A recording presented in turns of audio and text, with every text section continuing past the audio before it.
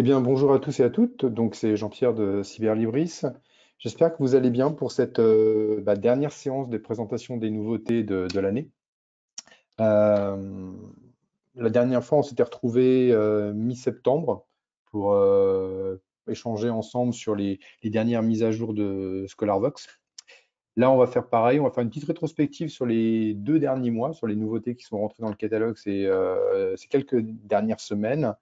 Euh, pour information, la dernière précédente séance est toujours en ligne sur la chaîne YouTube de Cyberlibris. Et petite nouveauté, c'est qu'on a créé une playlist des webinaires dédiés à ScholarVox Management. Donc, je vous enverrai le lien évidemment après la présentation pour que vous puissiez retrouver les anciens webinaires. On a conservé les webinaires depuis un peu plus un an à peu près. Donc voilà, vous allez pouvoir retrouver ce lien-là. Je peux aussi d'ores et déjà vous annoncer la date de la prochaine séance qui aura lieu le vendredi 14 janvier à 11 heures heure de Paris. Donc pareil, je vous communiquerai le lien pour pouvoir vous inscrire à ce prochain webinaire. Autrement, au niveau du plan, eh bien, on va conserver la même trame que d'habitude. Je vais faire un petit point sur des nouveaux éditeurs entrés au catalogue, des grosses mises à jour de maisons d'édition aussi qui ont été mises en ligne dernièrement. Et puis, on va passer sur les thématiques ensuite. Donc, avec une sélection toujours autour de l'économie, du management et des ressources humaines, gestion finance, marketing, stratégie d'entreprise, et puis un petit point sur la culture générale. Voilà, on garde la même trame que d'habitude, elle fonctionne bien, donc pas de raison de changer maintenant. Donc, je vais commencer d'ores et déjà par partir sur les mises à jour, et je vais commencer rapidement. Hop, je pousse mon écran pour mieux voir de mon côté. Hop là, voilà, je suis dessus. On a fait une grosse sélection avec pas mal de mises à jour autour des dernières éditions DCG et DSCG, là pour ce mois de novembre. Donc il y a 45 titres au total. Donc vous allez retrouver plusieurs types de maisons d'édition. Dedans, déjà, il y a le tour de Duno au niveau des DCG et DSCG qui apparaissent tout de suite là, qui a refait ses mises à jour vers nous pour euh, les DCG, DSCG. Donc vous allez retrouver les Duno. Les Ellipses aussi, donc il y a pas mal de titres de chez Ellipse. Les Fouchés également. Hop. Et puis des Gualino. Donc je vais continuer à provisionner ce lien avec les mises à jour si on reçoit des nouveaux titres prochainement. Donc le lien est dynamique, donc si je rajoute des ouvrages, évidemment, vous les verrez dedans. Donc là, c'est vraiment les dernières éditions et les dernières normes qui sont accessibles dans ce lien-là. Donc vous retrouverez évidemment tout ça dans le lien que je vous enverrai, qui est aussi en ligne sur la plateforme ScholarVox. Il y a une petite bannière qui est dédiée à ça. Autrement, on a une très très grosse mise à jour avec Duno. Alors ça a été fait en début de semaine. Donc on les a mis en ligne en début de semaine. Il y a, vous voyez, 115 titres qui ont été ajoutés. Donc il y a beaucoup de nouveautés dedans. Il y a la moitié des titres, c'est des ouvrages de 2021. Donc, vous voyez, on retrouve le Mercator, par exemple, la dernière édition. Mais petite chose importante, c'est que quand vous ferez défiler cette liste, il y a beaucoup de titres de fond qui, jusqu'à présent, n'avaient pas de droit numérique, n'avaient pas d'édition numérique, qui sont dorénavant accessibles en numérique aussi. Donc, des titres plus anciens qui, jusqu'à présent, Juno n'avait jamais travaillé sur le fichier numérique de ces ouvrages et maintenant, ils sont enfin disponibles. Donc, il y en a d'autres qui vont arriver. Ça va se faire par vague d'ici la fin de l'année, début 2022, mais il va y avoir d'importantes mises à jour qui vont être faites. Alors là, je vais évidemment défiler tout le listing. Il y a plus de 100 titres, hein, évidemment, mais il y a des choses un peu plus anciennes, des choses qui avaient été demandées en plus par certains clients, par certaines écoles il y a de nombreuses années, et on ne pouvait pas les obtenir, et maintenant on commence à les obtenir. Donc ça se décante au niveau du fond sur certains titres. Donc maintenant ils sont dans le fond de Cyberlibris et de ScholarVox. Hop, là, je vais un petit peu défiler, mais il y a vraiment beaucoup de choses. De toute façon, vous aurez l'occasion d'aller voir tout ce qu'il y a dans le lien. Euh, je referai une rétrospective sur certains titres, parce qu'ils viennent juste de rentrer, hein. au mois de janvier, évidemment. Donc, je pourrais m'attarder sur certains titres au mois de janvier, mais d'ores et déjà, vous pourrez aller voir un petit peu ce qu'il y a dedans, et puis d'autres vont arriver en plus d'ici là.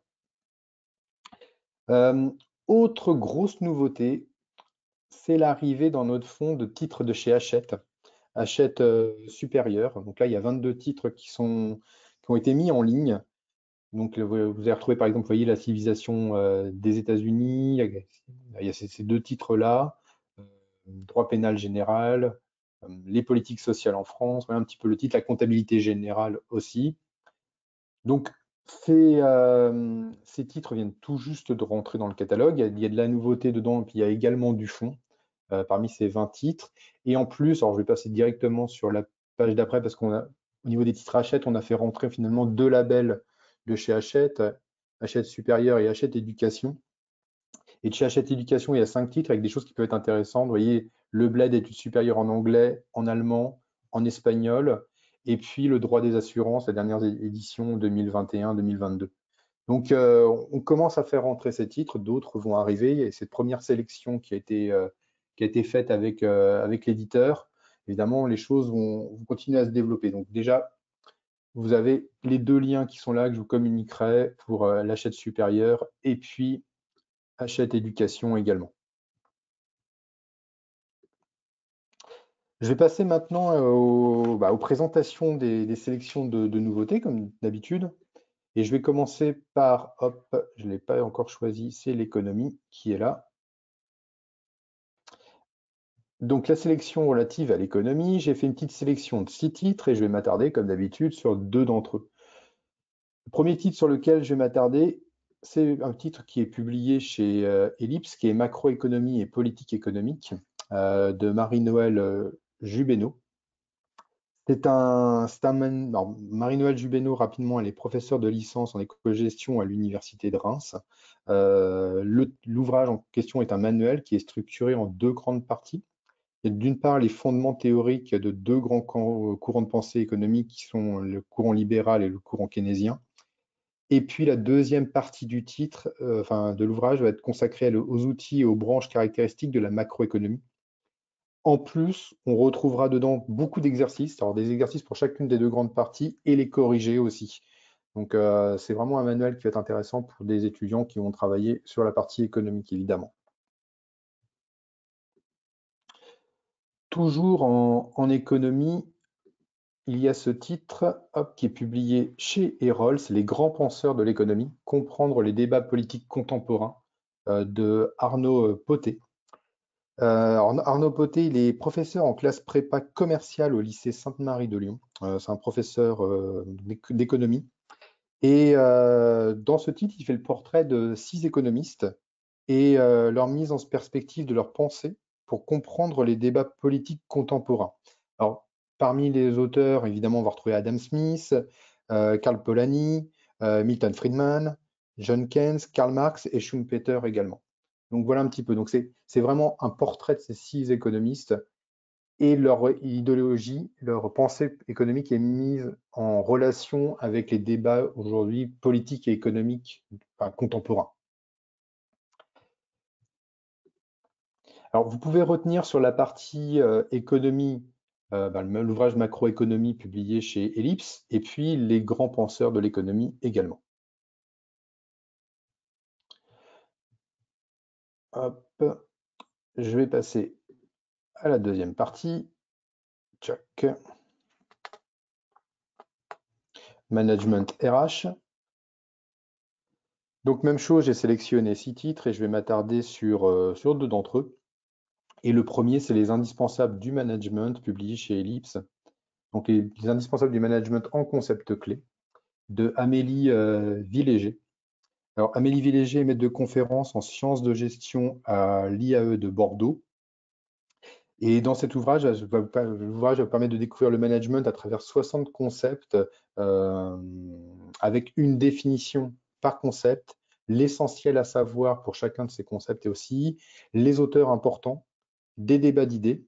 C'est un ouvrage qui va être à destination à la fois d'étudiants mais aussi d'universitaires.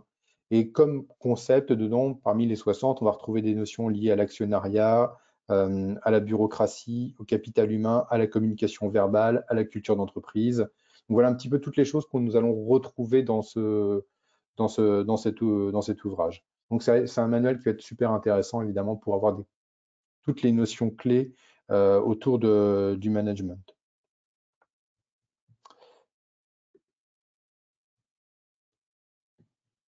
Hop là. Ensuite, je vais passer sur l'autre titre. Il est là. C'est un ouvrage qui est publié chez Géresso. C'est Manager une équipe projet. 8 étapes pour accompagner son équipe dans la réussite d'un projet. C'est de Yves Sautiot, qui est créateur d'un cabinet de consultation en management.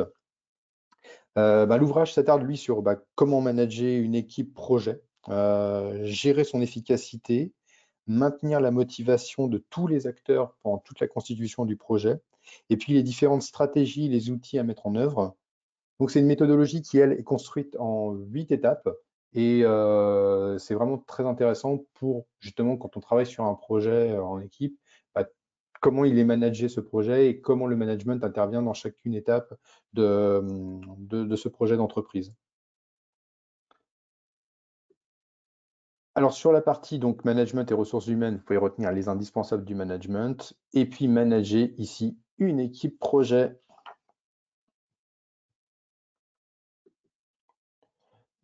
Alors ensuite, j'ai passé sur la partie gestion finance.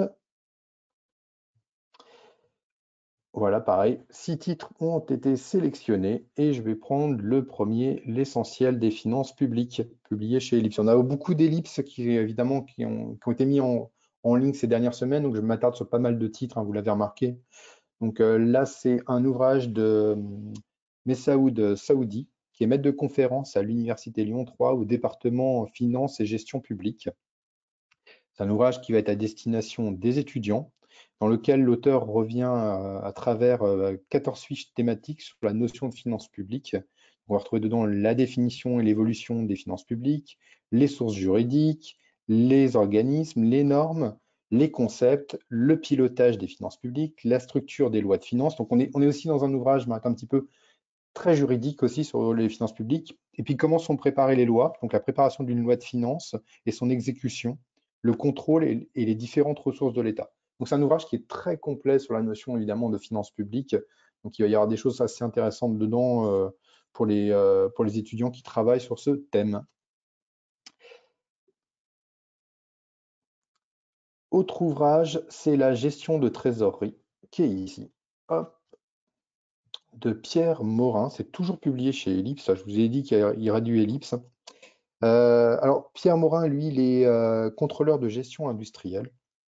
Et c'est un ouvrage qui fait état, c'est plus un guide quelque part, ce titre, qui fait c'est un guide des bonnes pratiques pour protéger la trésorerie de son entreprise. Donc, la protéger des impayés, de la fraude, pour faire fructifier ses excédents, trouver des financements, accélérer le rythme des encaissements et désendetter son entreprise. Voilà toutes les pistes qui sont présentes dans cet ouvrage qui est assez intéressant pour comprendre la gestion de trésorerie et surtout la gestion de trésorerie en cas de crise en plus. Donc il y a beaucoup de points là-dessus.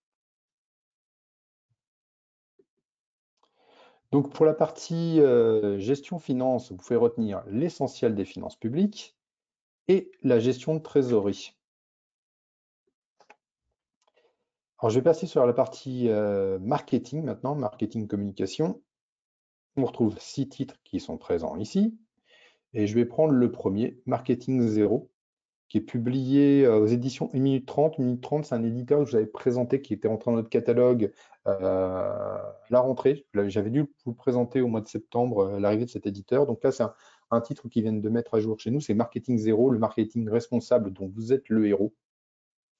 Il y a 2 personnes qui ont travaillé sur cet ouvrage. Il y a tout d'abord Patrice Lobigna, qui est fondateur du club de marketing émotionnel et qui est aussi enseignant à l'INSEC.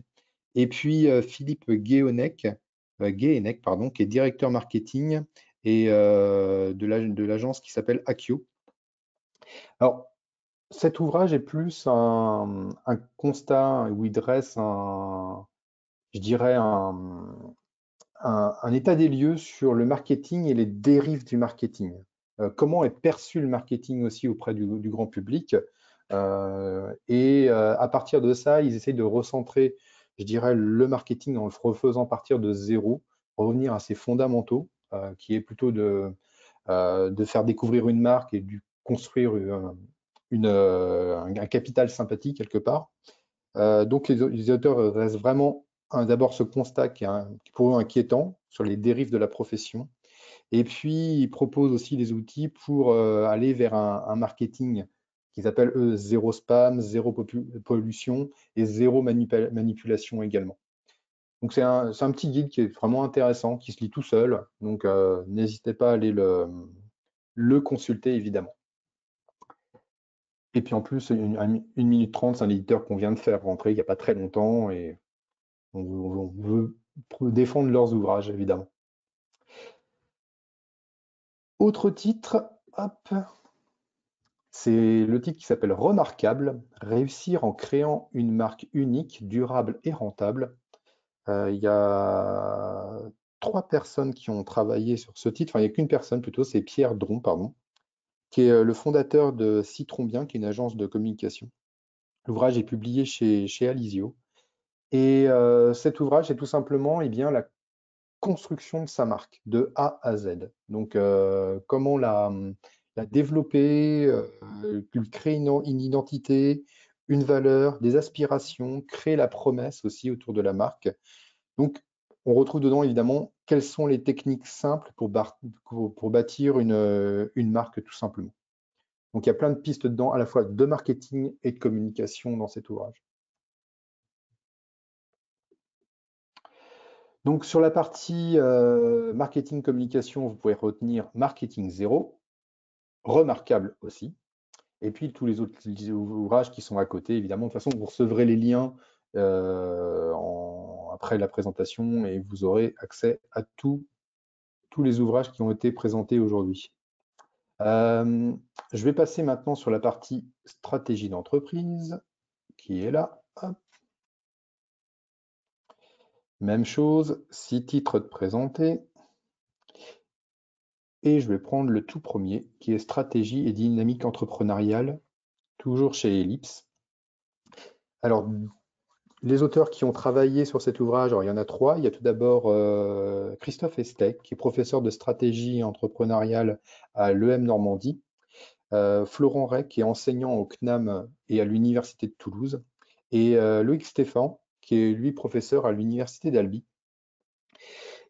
Et donc, cet ouvrage, c'est tout simplement comment formuler une stratégie, comment se positionner, comprendre le contexte concurrentiel, l'entrepreneur et la gouvernance d'entreprise, le modèle d'affaires dans l'entreprise, le diagnostic stratégique, les choix stratégiques et les mises en œuvre de la stratégie, et enfin, évidemment, le contrôle de cette stratégie. Voilà, c'est donc un manuel qui est vraiment très didactique, très simple, qui va à l'essentiel sur la stratégie d'entreprise, écrit par 3 professeurs qui viennent qui viennent de milieux assez différents. Donc, ça peut être intéressant pour vos étudiants d'aller jeter un œil sur cet ouvrage.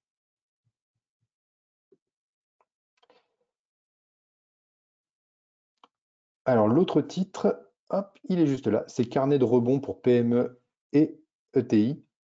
Se transformer pour durer, 9 clés pour sortir gagnant, 38 leviers à activer et plus 100 questions à se poser. C'est publié chez Erol et c'est de Fanny Laitier, qui est cofondatrice de Généo, qui est une société de capital entrepreneur. Là, on est sur un petit guide, un livre qui se présente comme un livre coach. Donc, on n'est pas sur un manuel comme l'autre ouvrage que je vous ai présenté tout à l'heure. Là, on est vraiment sur un guide, tout simplement. C'est comment se transformer pour durer, comment traverser les crises au niveau de sa stratégie. Et donc, il y a 9 clés, évidemment, qui sont présentées dedans, dans cet ouvrage, pour 9 clés de succès, évidemment, qui sont présentées dans ce titre. Donc, c'est pas mal. Là, c'est un petit guide, donc qui peut être sympa pour se donner des idées sur des développements stratégiques au niveau de l'entreprise. Alors ça, c'était pour la partie stratégie. Donc, vous pouvez retenir stratégie et dynamique entrepreneuriale, et puis carnet de rebond pour PME et ETI. Évidemment, il y a les autres ouvrages qui sont dans ce listing. Et je vais terminer sur la culture générale. Comme d'habitude, j'ai sélectionné aussi 6 titres. Et le premier, c'est Les vies de Chevrolet. Alors que j'aurais pu mettre en stratégie d'entreprise d'ailleurs, ou en success story. À une époque, j'avais une rubrique success story que j'ai supprimée. Je devrais peut-être remettre de temps en temps quand j'ai assez de matière. En tout cas, ce livre est vraiment très bien. Il est de Michel Layas, qui est un écrivain à la base, qui écrit davantage des romans d'ailleurs, et qui est publié chez Zoé. Et là, cet ouvrage, c'est une sorte de biographie justement de l'industriel Louis Chevrolet, de son enfance entre la France et la Suisse, à son départ aux États-Unis, et quand il a commencé à créer la marque automobile justement Chevrolet. C'est vraiment excellent, c'est une excellente success story, c'est un excellent livre d'histoire aussi. Enfin, je vous le recommande évidemment, il se lit tout seul, il n'est pas très gros le livre, hein. Il fait une centaine de pages et pour un public d'étudiants qui s'intéresse aux grands industriels du début du XXe siècle, il y a vraiment énormément de choses intéressantes dedans. Alors l'autre titre sur lequel je voulais m'attarder, hop, c'est Géopolitique de l'alimentation et de la gastronomie. C'est publié au Cavalier Bleu, c'est dans la collection Géopolitique 2. L'auteur est Pierre Raffard, qui est un spécialiste des pratiques alimentaires contemporaines et de leur évolution.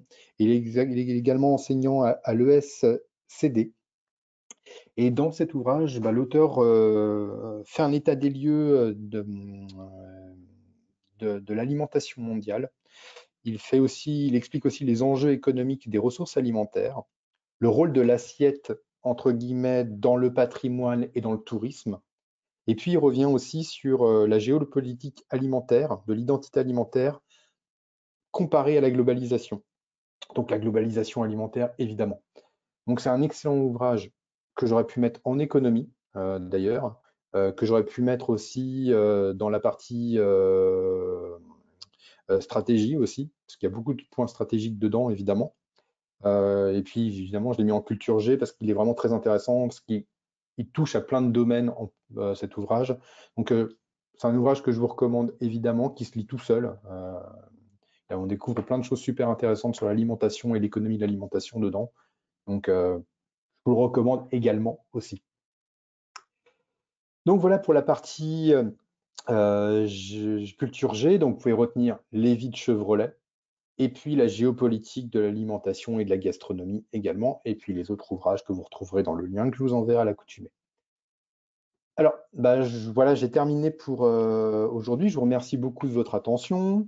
Évidemment, cette petite vidéo, enfin ce petit webinaire sera disponible dès la semaine prochaine sur la chaîne YouTube de Cyberlibris. Pour les personnes qui suivent la vidéo sur YouTube, vous trouverez en description tous les liens des ouvrages qui ont été présentés aujourd'hui. Pour les personnes qui suivent la séance en direct, je vais vous envoyer un petit mail récap où vous retrouverez également tous les liens. Je vous retrouve donc pour la prochaine séance qui aura lieu donc pour mémoire le 14 janvier 2022. Ce sera le vendredi à 11 h toujours, heure de Paris. Et puis d'ici là, je vous souhaite une très belle fin d'année, de bonnes fêtes aussi. Et puis je vous dis à très bientôt. Au revoir.